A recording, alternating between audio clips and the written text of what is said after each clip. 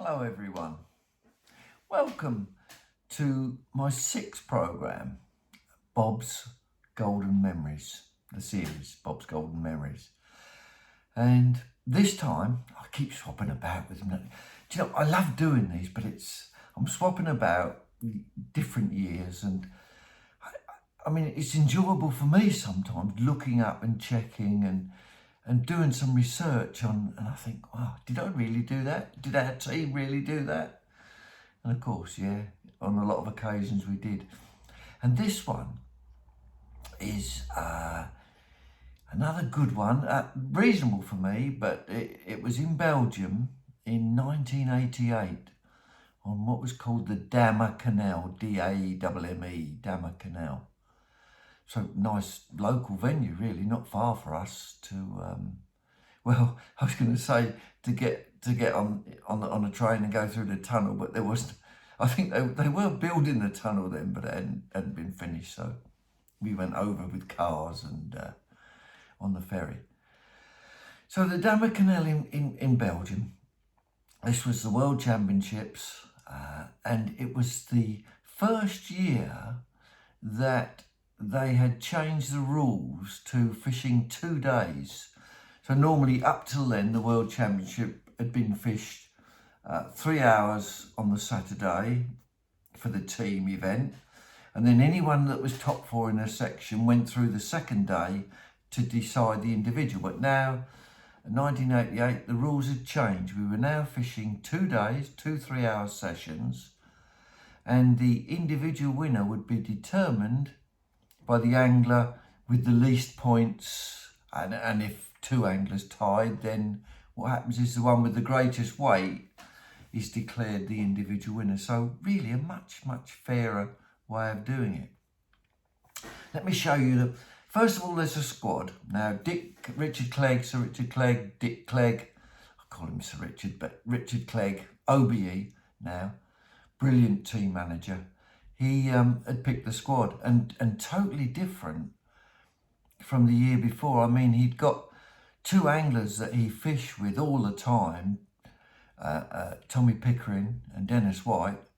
And because he decided it was going to be a bloodworm match, he actually didn't put them in the squad. See, I've said it before, he was such a fair manager. He really looked at what wanted to be done and he picked a team to do the job. And I'll tell you whether we did the job or not. Some of you might know, but I'll go through it with you. So this is the actual squad. Not all of them are team members. On the left is Alan McAtee. And next to him is Vinnie Smith. Next to Vinnie Smith is Dave Vincent. I'm right at the back. Hat looks miles too small for me, but that's me, just a little head. See how shy I am. I'm always at the back, out of the way. And then we've got, in front of me is Jack Stead. He was one of the directors from Steadfast Team England who sponsored the team in those early years. And then Richard is next to Jack. And then who have we got next? Then we've got Dave Roper next to Dick Clegg, and then Kevin's just slightly at the back, that's Kevin Ashurst, and then on the extreme right is Stevie Gardner. So that was the squad. No Tommy Pickering, no Dennis White. Unbelievable, isn't it? But Richard was like that. So that was, and because it was a local venue, prior to local, only in Belgium, it's not far, is it? So what had happened is that Stevie Gardner, myself and Dave Vincent decided to go before the official practice week and just have a look at it. And it was tough. I'll talk a little bit about I'll talk a little bit about the canal later, but it was tough. It was fairly clear, not so wide. Perhaps 25 metres wide, maybe 30 metres, but not very wide. A couple of metres deep at the most, so not very deep, clear, deep. Didn't move very much. Slightly, I seem to remember slightly to the left. I think it used to just ease, but no flow. So in fact, it didn't have much going for it. We couldn't catch hardly anything in practice. I mean, there was only us three on the venue, so normally you'd catch a few fish, wouldn't you? No. It was so tough. I mean, you couldn't even catch a pound of fish some days, and it was a bloodworm. And when it's hard, it's usually out and out bloodworm anyway. So we were over there for a few days, and the only good thing about that week, I can remember Stevie Gardner hooking this enormous carp, and he was determined to get it out. And of course, you can't do this in a match. He was running along the bank. There was a road that ran behind the canal, and then you've got the canal bank. But he was running along the top bank playing this carp, and I had the net running behind him ready to net it. Played it for ages, but in the end landed this enormous carp. Must have been 15, 16 pounds, so 8 kilo. Beautiful common carp. May have been hooked before, but I bet that had never been caught before, because on normal anglers' lines it would just destroy you. And it was a gorgeous looking fish, but we just discovered that it was tough in there, just a few small fish. So we came back a bit disappointed, really. You know, you'd like to have a venue with some fish in it, don't you? But there you are. Anyway, so we get back home, and then we're out for the official practice. And now all the squad are out there now, but we'd had a slight advantage through fishing it before, but it was just the same. Now, in official practice, they didn't let us practice on the venue. So although we were further down, not off the match stretch, but the canal was the same. It was 25 metres wide, 2 metres deep, 8 foot deep. No flow, clear. Hardly any fish at all. All we could catch. The best method was feeding little balls, tiny balls. There was no pole cups then. Remember, no pole cups. And so we're just throwing in little balls of this leamed up grey lean joker. If you mix grey lean with joker, it sort of sticks it. So just throwing in a little sticky ball of joker, about 2 metres, one little ball one side, one little ball the other, and then you'd fish on it, little 2 metre whip, trying to catch these rough. Now, rough are a bit like, I think they're from the perch family, perch, and those sort of fish don't like ground bait. So we did discover that leam, feeding leam with just a little bit of joker was the best way to catch these. Not many of them, and we had really the practice week was grueling. I mean, grueling. We weren't catching much, and this was my, 4th or 5th year in the team. So I was hoping I was going to get in the team. I'd been performing reasonably well. And then, we had our week's practice. And I mean, nobody was catching hardly anything, but I did get in the final team, which is what your ambition is. Get in the team, and then you've got a chance. And this is, I'll show you the final. The final squad looks a little bit better now. There you are. This is the final squad. So on the left is Vinny. Who's next to Vinny? Kevin. I thought I couldn't recognise him, Kevin. And then you've got Jack Stead sitting down on the box, and Richard Clegg behind him. Then you've got Stevie with them funny boots on. And then you've got Dave Roper, and tucked on the end with the white cap is me. So that was the final. So I made the team, which is, I mean, you feel sorry for the anglers that don't make it, but of course you have to do what you can to get in the team yourself, and that's what it's all about. So let's show you a little bit. So I'm in the team now, and we're getting ready for, it's a 2-day match. Let's show you a little bit about the venue. There's me tackling up. Don't get many photographs really going back that far, 1988. So that's a long way back, isn't it? You sort of, 30 odd years ago. If you can you see, the spectators were all on the opposite bank behind us. There's me tackling up there. And look over on the far bank where them trees are, all them little tiny heads and that's spectators. So all the spectators are only about 30 odd metres, all looking at you. And then behind you've got this road and this highish bank. Let's see if I can show you anything else about the venue. No, I think that's it. There's me. Oh, I can show you that a little bit later. So, so we've got all the spectators on the opposite bank. I can't remember where I drew, somewhere in one of the middle sections. But what I didn't realise, but I found out afterwards that the Belgian equivalent to our NFA, I don't know what they're called, had put a net on either end of the canal, and then they'd stocked it with some fish, but nobody knew that. Nobody knew it. And so I drew on the first day. I must have drawn a reasonable area. I was in the middle somewhere and was tackling up. But we found in practice, really there was three methods. There was the 2 metre line for these rough.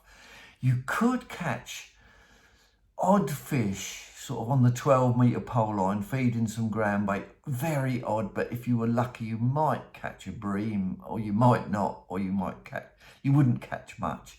And then there was one or two eyed in practice, but not many, and so and like this big carp that Stevie hooked, it was waggler, like a probably 4BB waggler, only 25 metres, fairly light line, £2. We didn't used to talk in diameters then, probably £2 reel line and a pound hook length. And I know it was light hooks even on the waggler. And usually we had to fish 2 bloodworms, sometimes a maggot for these other fish, but we hadn't really caught many, so we didn't know. But as I was tackling up, it was fairly calm. And I've got 2 waggler rods set up, 12-foot waggler rods. I think I'd got one float a little bit heavier in case it got a bit of wind, more wind. And then you've got the pole line at 12 metres on the bottom. And then we'd got this, our main attack was going to be for these little rough, because we didn't think there was anything else. But as I was tackling up, I see a fish top. I'd never seen a fish top in the 2 or 3 weeks that I'd been there, backwards and forwards. So I thought, oh, yeah, fish top, what's that? And it was flat calm, lovely and warm, people on the other bank. And so that you in a world championship, you get 5 minutes pre-baiting back in those days. So you put your bait in. So we had our sort of 2 lines inside at 2 metres, one to the left, one to the right, with this only one little ball of this leaned up joker, and you'd fish bloodworm on that for the rough. They don't, as I say, they don't like ground bait. At 12 metres, and it was about 2 metres deep, I think, maybe a bit less or a bit more. I don't know, I can't remember what weight floats we were using, but not very heavy. And then everybody else is bombarding, you can't get away from it on continental matches. And fish are attracted by noise, and you have to worry that if everybody else is balling it in, and that happens to attract fish on that, and you don't do it, and if you're not really the first one to do it as well, you want to be ready to get those balls in, especially the heavy balls, immediately before anybody else, or as soon as. So there was still about 10 balls. We didn't go mad on that line, and not too heavy, with a little bit of joker in, and maybe a few pinkies. I can't remember, but yeah, a few pinkies, I think. No big maggots. May even be a few casters in as well. Anything that didn't move, because you did have to, because you've only got 5 minutes. You had to get these balls made up, and you didn't really want them too heavy, so you couldn't really make rock hard ones. You didn't want that. They'd got to go in, make a little bit of a cloud. Cloud is always better. If it's tough, cloud is always better for attracting a few fish. You didn't have to keep them on the bottom. You know that it wasn't flowing, so even if bits come off it, they would gradually all go down and finish in your peg. And then on the far bank, not much, 3 or 4 balls, softish balls with the catapult of ground bait with a little bit of joker in it, a few bloodworms. And this is day one, match starts. And I'm fishing down the edge for these rough, looking one. And I caught, I suppose within about 10 minutes I'd caught 2 rough. Whoopee, I was flying.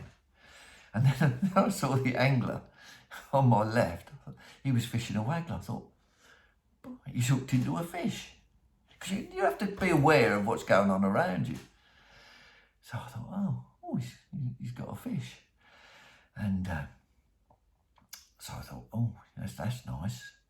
I immediately put my little whip down, straight on the waggler, straight out, right on the far, fairly tight to the far bank, but with a maggot on. Don't know why I put a maggot on, because we've been catching on bloodworm, but I don't know, put a single maggot on, chucked out this waggler nice and tight to the far bank. It was flat calm, so you could leave your line. I can't even remember this, you know. You wouldn't believe that, would you? You could leave your line on the top. If you're fishing a waggler and there's no wind, you don't have to sink your line. If you sink your line, it can come away from the far bank a bit, and it's a bit harder to connect with your fish. But if you don't sink your line, you can just do a nice slow, if you cast out and then you get a bite, you can do a nice slow sweep to get into your fish. You don't have to sink your line. If I'm fishing waggler, whenever I can, if I can leave the line on the surface, I'll leave it. Doesn't hurt, doesn't matter. As long as it's not moving your float and the float was staying still. In fact, it didn't stay still, because I chucked out and sort of, just as it settled, I'm using an insert waggler, so 2 number 8s down. It wasn't so deep on the far bank, it was only about 4 foot probably. And as soon as it settled, it did just settle, but then it just, I thought, lovely, this, and boom.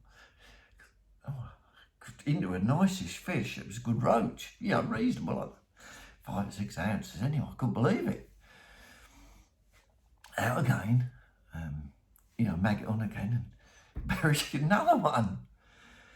And for the first hour, it's just lovely. It was not berserk, but nice and steady colour. I just could not believe it. I caught more fish in that first hour than I had in 2 or 3 weeks.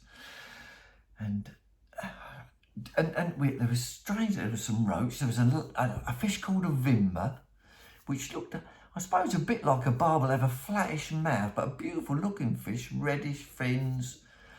There was some eyed. I don't remember catching an eyed, but there was some big eyed in there. I didn't have any really big fish, not that day anyway. But I had a nice mixed bag, and of course it gets harder. I think obviously they'd put some fish in, and the fish had been settled, nobody had been fishing for them. You've got all this big crowd of spectators and you're chucking your float. But I can remember I spoke to a good friend of mine, Jan van Schendel, now Richard Clegg's not manager. Jan van Schendel is probably the best manager in the world. He manages the Dutch team, and we fished together for many years, and he's got lots of knowledge. But he wasn't fishing then. He was too young to fish then. But I remember him telling me that one of his friends said, Stevie Gardner had this reputation of catching lots of fish on waggler. He said, I'm going to watch Stevie Gardner all day long. And of course, he was on the far bank, and Stevie was throwing his waggler right tight to the far bank. And Jan said to this lad afterwards, he said, how'd you get on watching Stevie? He said, I never saw his float go under once. He said, we couldn't see it. It was under the bank. So they were standing up on the bank and he couldn't see it. But as it happened, Stevie caught a few fish on the pole, on the 12 metre line. We'd had a discussion about that. Should we feed on the... And I remember being I said, we've got to do that. Everybody else is trying to grab it. We've at least got to feed it, even if we're not going to catch. And Stevie did catch on that line. Don't know what he caught, but I think he caught some skimmers, odd skimmers, as well as his other fish. And I'll tell you more about Stevie later. So I had a brilliant day. A really, really good day, catching a fair few fish for that venue anyway. And I ended up weighing in probably about £6, two and a, doesn't seem a lot, but it was a lot in those days, a lot on the waggler. Didn't really have anything go wrong, you know. I knew after an hour I was miles in front of my section. Why was I miles in front? I don't know. We fished waggler a lot though, didn't we? So, and we were, you know, English anglers. Other continental anglers didn't fish the waggler as much as we would have done, especially the smaller wagglers. You know, the 3BB, 288. They wouldn't have done that. We were just quite good at it, and I battered my section. So that was my first section win when fishing for England. I'd had a second, I'd had some close ones, and yeah, that was my first ever section win. That was Belgium. So I was happy after the first day, chance of, I wasn't thinking about world champion, of course, no, I wasn't. There's let me show you some, that's my net of fish, Damme 88, look on the thing. Can you see that? There's my net of fish. I don't know where I got that photograph from, unbelievable, isn't it? Damme. Reasonable you can't tell from there, but they're reasonable stamped fish compared to what I had been catching. There's funny how we used to fish in those days. Look at those waders. What am I doing fishing in waders turned over? Look. But there's me netting a fish by the looks of it. I can't remember netting that one. So that was. And there's me concentrating. I fish waggler nearly all the time, both days. And there's me just fishing waggler there. Dug up a few old photographs for you. Lovely. Those are lovely memories. And so there's me there. Where am I there? Yeah, there's me just tackling up, looking very serious. Look, Bobby tackling up, looking really serious. Damme 88. You have these tabard things that you have to wear. And then you have, I'll show you that, yeah, you can just see, every one of us have one of these, see the legs of that person up there, that's our umpire. And you only have 10, we don't always have it, but all we have is 10 metres. So we were sitting roughly in the middle, I think, because it didn't really flow. And then, so you only got 5 metres either side that you have to keep your fish in that area. And then you've got if your fish goes out and it tops in another zone, the fish is disqualified. So that was the, and I'll have to tell you this story. Before I go on to the second day, I must tell you this story. Everybody had got these keep nets from, they come from, might have been key nets, I don't know.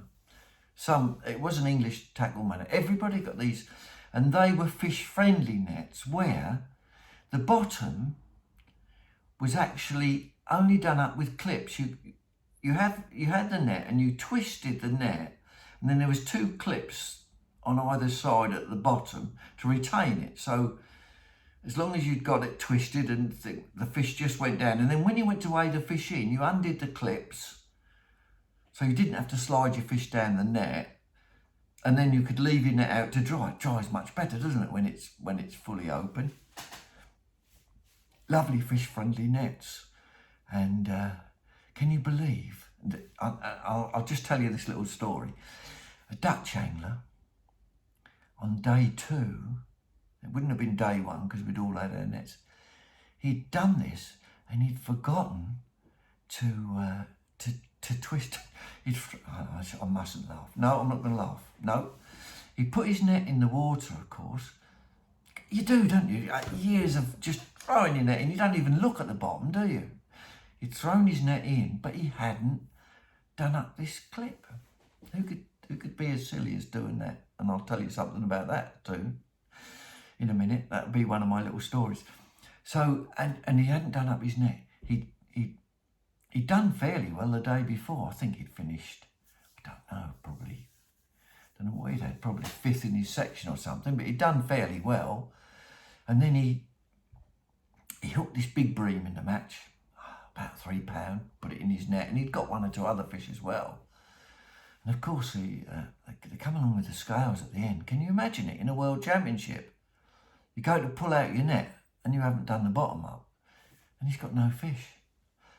Must have been devastated because you've got your teammates and everything depending on you, and you've look what you've done. He probably would have won his section and finished probably 4th in the World Championships. He wouldn't have won it because he was 5th the day before, I think. Oh, did feel for him. But now there's my story. I'm going to tell a little story before I go on to day 2. Yeah, who could be such an idiot as to not do up the net? Well, that straight after World Championships, I was straight over to Ireland to fish the King of Clubs in Ireland with, and there was quite a few of us there. Anyway, on the Saturday, so prior to the actual competition, the King of Clubs competition, Frank Barlow, lovely man Frank, who's passed away recently, but we were very, very good friends. He organised a sweepstake on this lake, and there was about 20 there, 20 quid, I think. We might probably a tenner in those days, I suppose, 200 quid anyway to the winner, I think. And it was a deep lake, horrible, you know, feeder. Everybody said feeder, deep. Must have been a 30-foot deep, I think. So everybody's there on the feeder. Frank's had this sweepstake, he'd heard about this lake, and we're all fishing. After an hour, not got a bite, and I went wandering around. Nobody got a bite, nothing, nobody catching anything. I come back to me peg and thought, I don't know what to do. And anyway, I put a pole up. I thought, well, I wonder if there's any fish up in the water.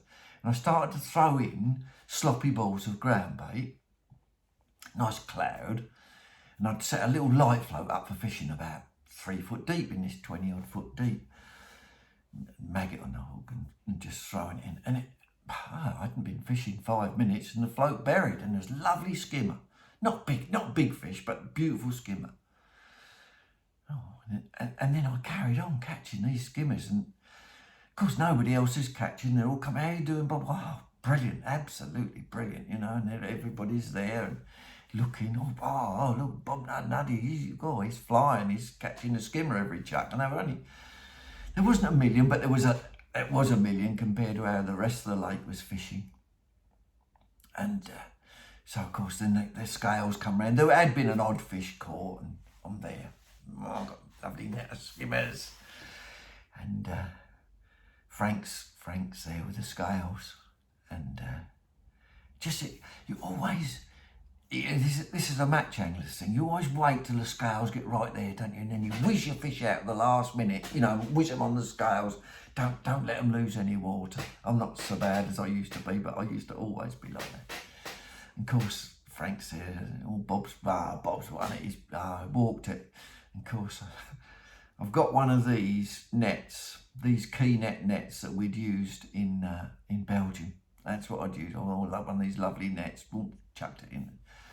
Of course, I whizzed this net out. I'd forgotten to do the bottom up. Every fish I'd caught. So I whizzed the net out. It just comes straight out and there's nothing there. Just a big hole in the bottom where every fish had gone out. Of course, Frank actually fell to the ground, rolling about, laughing. Oh. Me, I was just totally shocked and embarrassed. And thinking about it now, I can laugh, but yeah, about £200. That was mega bucks in them days. So to that Dutch angler, I can understand it's easily done, and I did it, and that was the last time I used that net. I didn't use it anymore. I binned it from then on. But the idea was good. You unclipped it, you tipped your fish out, you didn't have to roll them down the net. So that's a little story anyway. Hey, let's whiz on to to day 2. Oh, let's have a look. Day 1. I'll give you the results on day 1. I sometimes do a bit of research, write things out here. Day 1, Dave Roper had won his section. Stevie was second in his section on the waggler, and I think he'd had some on the pole that day, or maybe it was the second day he caught on the pole. Kevin was 4th. I'd won my section as well, so that was brilliant. Vinny drew in a bad area. I don't think he had anything to catch. I can remember him saying, I must have killed a robin, he said, but he came 16th in his section, so that was bad. But we got 20, 25, 26 points or something like that. But we were well up there. We were very close between Italy and us after day 1. So day 2 comes and it's the same procedure, and I'd drawn reasonable again. I hadn't drawn I know, I think Vinny was in the far section, and that was the toughest one. I've got an idea he was there again the second day, or somewhere in that area. So it's exactly the same setup, except, of course, second day, I knew that these fish were on the waggler line. You know, so I didn't worry about the rough the second day. We fed for them still. We didn't change our tactics much, except, of course, we then would concentrate more on the waggler, all of us, if we could, knowing that we've got to catch the small fish as well. And the second day started off reasonably well. The fish were a bit smaller, and they didn't last as long. They probably only lasted 40 minutes, 45 minutes. Then I had a little go on the pole and was back out again. And I suppose, but after about 2 hours, and I was chopping and changing, getting odd fish, but it was tough, but still brilliant to what I'd experienced before anyway. And then I hooked one of these enormous carp and I knew what it was, because I knew what Stevie had done. I could tell, sort of out with the waggler in it. The float shot under, and just a nice strike. And I'm usually, when I'm fishing a waggler for small fish, I will have the anti-reverse, I'll have that set so that you don't have to touch anything, because I've got my anti-reverse set and my clutch on, but I managed to get my anti-reverse off. Because if your clutch is set, as long as you haven't got a line clip on, and we weren't fishing line clips, we were fishing to a bank, so you didn't have to have a line clip on. You knew exactly where you were casting. You get it nicely every time, really. But I remember hooking this carp and watching as it went down, watching everybody striking from probably 7 or 8 pegs down. I was watching everybody striking as this carp went flying down through. Never to be seen again. I don't know where it ended up. I can remember seeing it. I remember seeing everybody striking, and that was it. That was the end of it. And I came a bit, because we hadn't caught that many fish on waggler, as in the match, I was sort of thinking, what shall I do? So I came a bit off the main. Came a bit off the far bank into the slightly deeper water, because it was clear. Sort of, I come back into where it started to drop off into 7 or 8 foot deep, and me float up and mucked about with it a bit.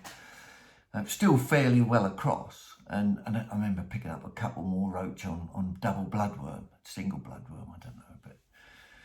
And I didn't finish with a big weight, but 1.5 pounds or something. But it's still brilliant in my section. I still finished 5th in the section, so I'd got a 1st and a 5th, 6 points, which was really, really good. That put me well up in the overall. But Stevie had won his section, and it was really tight at the end. I mean, these days were brilliant for us, really. England were dominating the world scene, and it was fabulous to be a part of it. Who's going to be a part of that in the future? I mean, dominating the world scene. Everybody looked up to these English boys. They really did. Don't know why, but they did. So Stevie won his section. Dave Roper was 3rd, so he'd got a 1st and a 3rd, so he was well up. He didn't finish, I think he finished about 4th individual. I finished 6th or 7th individual, 5th, 6th or 7th individual, so quite well up for me. Kevin was 9th in his section, so he had a toughish area. And Vinny had a bit better day. He finished 8th. And then, right, this is unbelievable, because as I've always told you, back in those days, it was England, France, Italy. That was it. And the Belgians are good, and of course you get other countries that are good. The Dutch are good, but they were the dominant teams, those 3. And we tied with Italy on points. Tied with both teams. We got, after 2 days, men are all over the sections, and then that's how crucial it is. Every ounce you catch in these matches is crucial. And we'd got 50 points each, 50 points, the total over 2 days. So that's pretty reasonable points, really, in I don't know, probably 28 in a section in those days. So you imagine to win a 28 peg section or come up high in it is pretty good. But we beat them on weight. We beat Italy on weight we had about 20 kilos in total over the 2 days, our team. And Italy were way behind, 14 kilos. They actually dominated on small fish, whereas we dominated on big fish. We went for the big, which is unusual because Italy are usually pretty good at catching big fish. The French used their normal skills on small fish. And in fact, another good friend of mine, who became a good friend, Jean-Pierre Fougier, won. Frenchman, that was his second World Championship win. The French were good. And Stevie Gardner was second. They always say, don't they, he's the best angler, Stevie, never to have won the World Championship. That's my memories of what we say about Stevie, because he was a brilliant waggler angler. He was brought up on the Thames with Kenny Collins and a few of them, fishing on the tidal Thames for days. Some waggler, he was the best at it. In that team, he was the best at it. With fishing a small waggler, not really nicely, Stevie was the best, without a doubt. Probably learned a bit off him, didn't I? Wow. I'm learning off everybody. So that was really tight. And hey, guess who was third? It was Milo Colombo. And I've done some research on that. But Milo, another brilliant Italian angler, Milo tackle and bits. And Milo still comes over here now. Let me just show you. It's I thought I'd got a picture of Milo somewhere. Perhaps I didn't. Yes, I did. Yeah, I've got a picture of Milo. Came over here comes over here and fishes. That's Milo in the middle there. You can see me, can't you, just about. And that's Milo Colombo in the middle. He comes over, this was 2 years ago. He came and fished a festival that we had on the Broads, on the Norfolk Broads. It was a 2-day festival. And next to Milo's Andy Sutter. He's a brilliant match organiser. Organises all our matches on the air, which is good. Yeah, it was 2 years ago. So Milo, do you know what? He hasn't changed, I don't think. Don't think he's changed. Still looks the same. Lovely. They're always so neat and tidy, the Italians. They're brilliant. So, so that was England won. And we'd finished second in 84. This is my first few years with England. We'd finished second in 1984 in Switzerland, and I'll do a Switzerland one. I don't know how many more of these I'm going to do. I'll probably got up to about 9, I think, and then I don't know. Takes quite a bit of time, but I do enjoy doing them. And then we won in Italy in 85, won in Portugal in 86. Where we were, I think we were in France in 87, Strasbourg. Yeah, I don't know where we come then. We didn't win anyway. And then we'd won again. Now that's some record, isn't it? Over those 5 years, phenomenal. No other team will have had a record like that. We call that the modern era from 84 really, with Richard Clegg in charge, and that was that was fantastic fishing, really. Loved it. Well, I hope you've enjoyed the 6th programme in my series. It's hard to make it really interesting. I love to talk about it and explain how I fished then in those days and what it was like. And I just hope to I try and take you there if I can, but it's difficult, isn't it? You're not there. But for those of you that haven't experienced it or didn't read about it then, I'm sure you'll find it interesting.